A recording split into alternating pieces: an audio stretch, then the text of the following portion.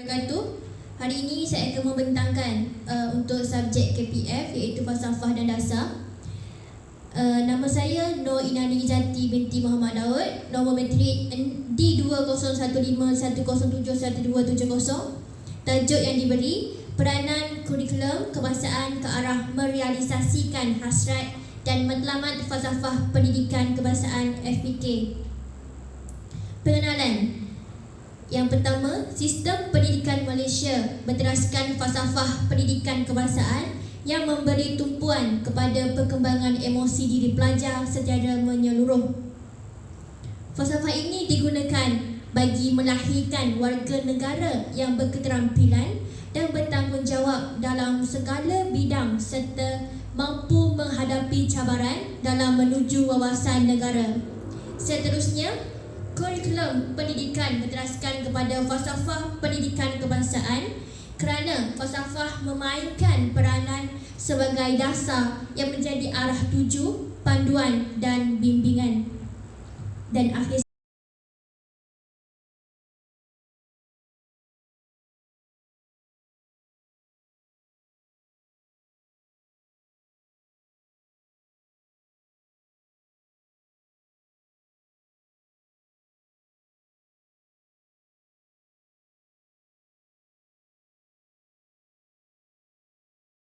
di Malaysia adalah satu usaha berterusan ke arah lebih memperkembangkan potensi individu secara menyeluruh dan bersepadu untuk mewujudkan insan yang seimbang dan harmonis dari segi intelek, rohani, emosi dan jasmani berdasarkan kepercayaan dan kepatuhan kepada Tuhan.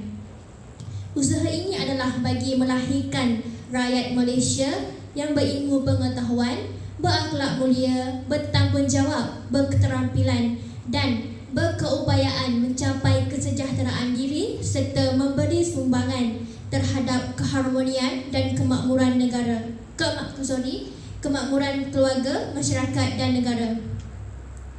Melalui falsafah pendidikan kebangsaan tadi, kita dapat mencungkil beberapa matlamat dalam falsafah pendidikan kebangsaan, iaitu matlamat yang pertama, melahirkan insan yang harmonis dan seimbang dari pelbagai aspek iaitu jasmani, emosi, rohani, intelek dan sosial supaya menjadi warga negara Malaysia yang baik dan berguna.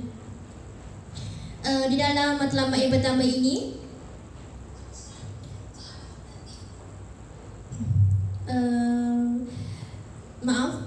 matlamat yang kedua, melahirkan rakyat yang bertanggungjawab dan boleh memenuhi kewajibannya sebagai seorang warga negara.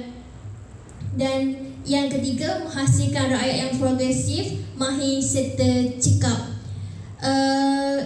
Untuk melahirkan rakyat yang progresif, mahir serta cekap adalah untuk membolehkan mereka berupaya melaksanakan tugas secara produktif serta sempurna.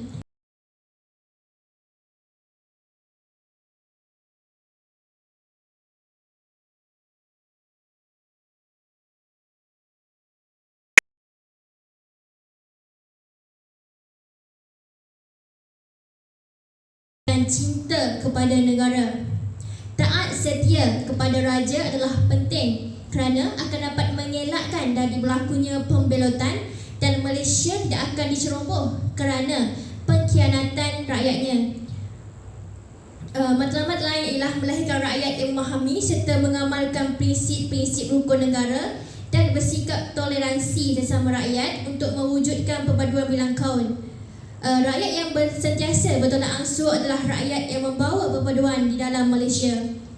Seterusnya, mengurangkan jurang perbezaan dari segi ekonomi sosial dan peluang di antara kaum.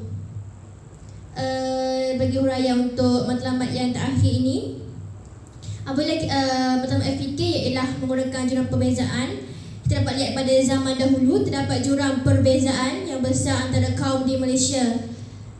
Melayu duduk di kampung, Cina duduk di Lombong dan India duduk di estate. Seperti yang kita lihat pada hari ini, perbezaan yang amat ketara dalam pendidikan antara kaum Melayu, Cina dan India. Kaum Cina lebih maju berbanding kaum lain di Malaysia. Oleh itu, sekolah amat berperanan penting dalam merapatkan jurang antara kaum ini dalam menerapkan nilai-nilai murni kepada murid-murid. Hal ini bertujuan agar murid-murid dapat bersama-sama tolong-menolong dan bertoleransi antara satu sama lain agar keharmonian dan kemakmuran dapat dijaga. Seterusnya, definisi kurikulum. Kurikulum ialah segala rancangan pendidikan iaitu akademik dan co-kurikulum yang dikendalikan oleh sebuah institusi pendidikan untuk mencapai matlamat pendidikan. Ia suatu rancangan yang meliputi segala ilmu pengetahuan, kemahiran, nilai dan norma, unsur-unsur kebudayaan dan kepercayaan masyarakat untuk diwariskan kepada ahli-ahlinya. Kurikulum kebangsaan yang ditetapkan adalah menentukan pengetahuan, kemahiran dan nilai yang dijangka akan diperoleh oleh murid-murid pada akhir tempoh persekolahan masing-masing. Dan definisi ini diambil daripada Akta Pendidikan pada 1996. Definisi kurikulum yang seterusnya. Kurikulum sebenarnya merangkumi perkara yang paling besar seperti semua pengalaman yang didapati di dalam dan di luar sekolah, dan yang paling kecil perkara yang diajar di sekolah. Kurikulum dapat diklasifikasikan kepada 3, iaitu kurikulum sebagai program yang dirancang dan dilaksanakan di sekolah, kurikulum sebagai program yang dirancang dan dilaksanakan secara praktikal di dalam kelas, dan seterusnya kurikulum adalah pengisian sepanjang hayat bagi membudayakan pengalaman individu dan masyarakat secara individu atau kumpulan. Seperti kita lihat, kurikulum sebagai contoh sesi pembelajaran dan pengajaran yang dibuat oleh para guru dalam kelas. Guru akan memberi ilmu pengetahuan dan pendedahan kepada pelajar mengenai sesuatu topik, dan contohnya dalam mata pelajaran sukan dan permainan, guru akan mengajar pelajar tentang cara-cara untuk bermain sesuatu permainan tersebut, dan pelajar akan mempraktikkan ilmu teori tersebut di luar kelas, seperti semasa co-curriculum pada sebelah petang. Seterusnya, kurikulum kebangsaan. Saya ulangi, kurikulum kebangsaan yang ditetapkan hendaklah menentukan pengetahuan, kemahiran dan nilai yang dijangka akan diperolehi oleh murid-murid pada akhir tempoh persekolahan masing-masing. Kandungan kurikulum sekolah dibahagikan kepada 2 bahagian, iaitu sukatan pelajaran dan kandungan mata pelajaran serta segala aktiviti pengajaran dan pembelajaran. Dan aktiviti co-kurikulum seperti sukan, permainan, kelab dan unit beruniform.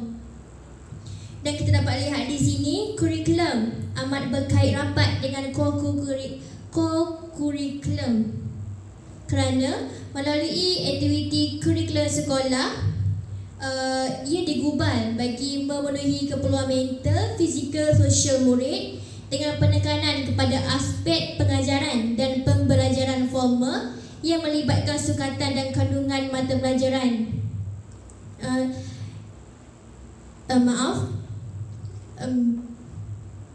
Jadi kurikulum sekolah ini ia menekankan pengajaran dan pembelajaran formal yang melibatkan sukatan dan kandungan mata pelajaran, aktiviti co-kurikulum sebagai lanjutan pelibatan murid dalam sukan.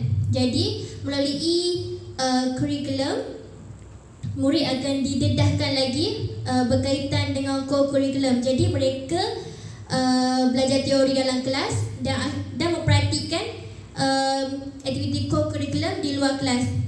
Seperti contoh sebentar tadi, iaitu aktiviti sukan. Seterusnya, co-kurikulum kebangsaan juga mempunyai visi, misi dan matlamat. Visi kurikulum kebangsaan ialah kurikulum sekolah berkualiti untuk pendidikan negara bertaraf dunia.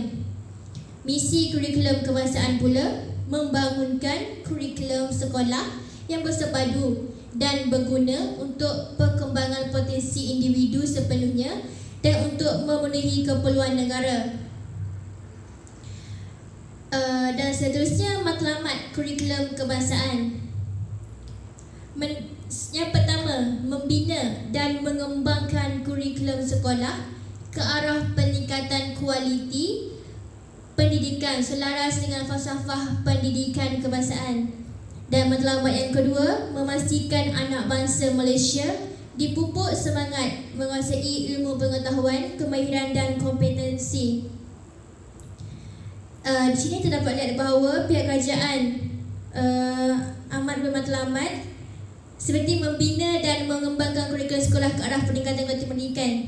Jadi dengan di sini dapat dihuraikan dengan mengembangkan kurikulum, para guru sudah semestinya harus memikirkan cara-cara yang kreatif untuk diajar kepada para pelajar. Jadi contohnya dalam sesuatu subjek untuk menarik minat pelajar untuk melibatkan maafkan saya. Jadi apabila cara pembelajaran yang kreatif tersebut, pelajar akan lebih berminat dan mereka akan berusaha untuk mencari sesuatu alternatif bagi melibatkan lagi diri mereka dalam sesuatu aktiviti. Seterusnya, peranan kurikulum. Yang pertama, mengembangkan potensi pelajar-pelajar dari segi intelek, jasmani, rohani dan sosial dengan seimbang dan menyeluruh. Di sini kita dapat lihat peranan kurikulum. Seperti yang diterangkan oleh saya sebentar tadi, kurikulum amat berkait rapat dengan co-kurikulum. Jadi dalam mengembangkan potensi pelajar-pelajar, pihak sekolah akan memberi pendedahan teori, contohnya dalam kelas kepada pelajar. Jadi teori tersebut digunakan oleh pelajar untuk mempraktikkan di luar kelas semasa aktiviti sukan tahunan contohnya. Dari situ kita dapat melihat para pelajar akan mengembangkan bakat mereka. Seterusnya, memupuk persefahaman dan semangat kerjasama antara bangsa dalam diri pelajar.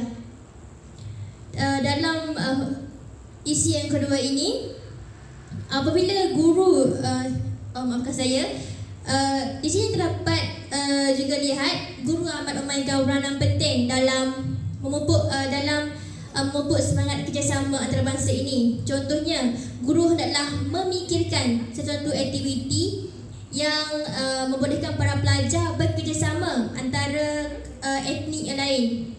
Contohnya, sukan tahunan. Pelajar sudah semestinya akan bekerjasama dalam menjayakan aktiviti tersebut. Jadi di situ mereka dapat mengenal dan dapat menghormati cara-cara kaum lain. Seterusnya, membina sifat-sifat yang membawa ke arah perpaduan negara. Dan seperti uraian saya sebentar tadi, apabila berlaku satu semangat kerjasama antara pelajar, maka seperti semangat kerjasama tadi, maka mereka akan sudah secara automatiknya menimbulkan satu semangat perpaduan dan akhir sekali menghasilkan tenaga rakyat yang mahir dan terlatih untuk keperluan negara. Sudah diketahui umum tenaga modal insan yang berguna ini dapat dilahirkan di peringkat sekolah lagi. Jadi dengan adanya bakat-bakat yang baru ini sudah semestinya dapat menaikkan nama negara apabila mereka melibatkan diri dalam di peringkat yang lebih tinggi seperti pelibatan dalam sukma dan lain-lain. Itu sahaja daripada saya. Sekian, terima kasih.